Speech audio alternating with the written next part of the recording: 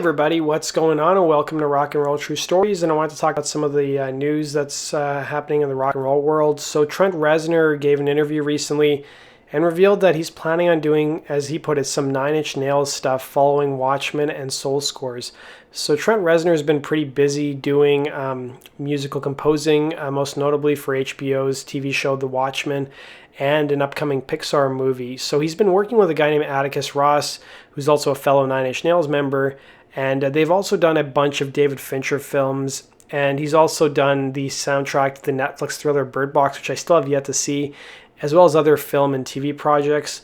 And even though they're currently working on the music for HBO's Watchmen series, as well as a score to Pixar's upcoming computer animated adventure Soul, the musician revealed that he and his cohort are setting their sights on some new Nine Inch Nails stuff after they're done with these two projects. So he was speaking to Rolling Stone, and he said, right now we are finishing up Watchmen and we're working on Pixar film that we were doing.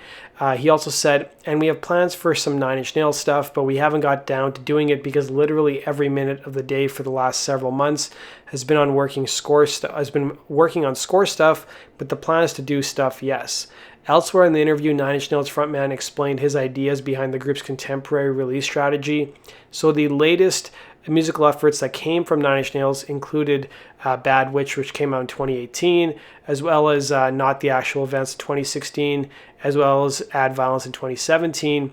And it's something the musician wished he could retroactively apply to the band's hefty 1999 album, The Fragile.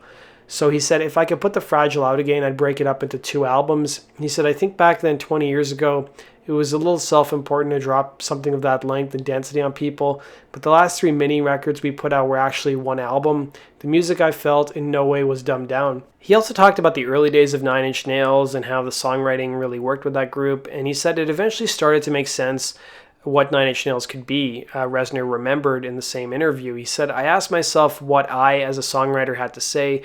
What was something that I could say with authenticity? And I started out trying to imitate The Clash, although he said shittily, I'm not The Clash. I don't have anything smart to say politically, and back then, or now for that matter.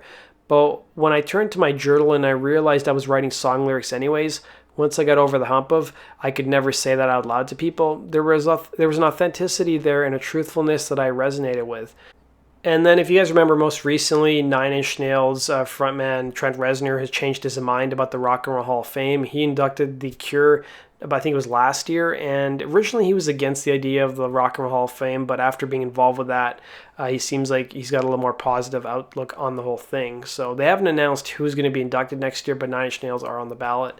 The other thing to note is that I've done a lot of true stories about Nine Inch Nails, mostly just around the group's albums.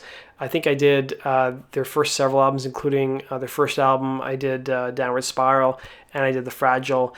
And I also did their EP Broken as well. I haven't got anything in the pipeline right now, but I know an interesting story I wanted to cover in the future was going to be the time that Trent Reznor encouraged his music fans to steal his music because he was in a bitter battle with his record label.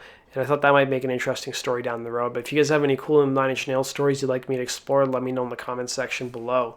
So that does it for today's video, guys. Thanks for watching. Be sure to hit the like button and subscribe. And as always, let me know what other true stories you'd like to see me cover on my channel. If you guys have tuned in this far, I'll let you guys know that tomorrow I'll be doing a story by Janie Lane from the band Warrant and the tragic death that happened with him back, I think it was in 2011, he passed away. So we'll be talking about that, as well as a little bit of the history of Warrant as well, and their big hit song, Cherry Pie. Although, to be fair, Warrant did have several hit songs, but the song that most people remember them for was Cherry Pie. So tune in 10 a.m. to Eastern tomorrow, and you guys can check that out. Take care and have a good one.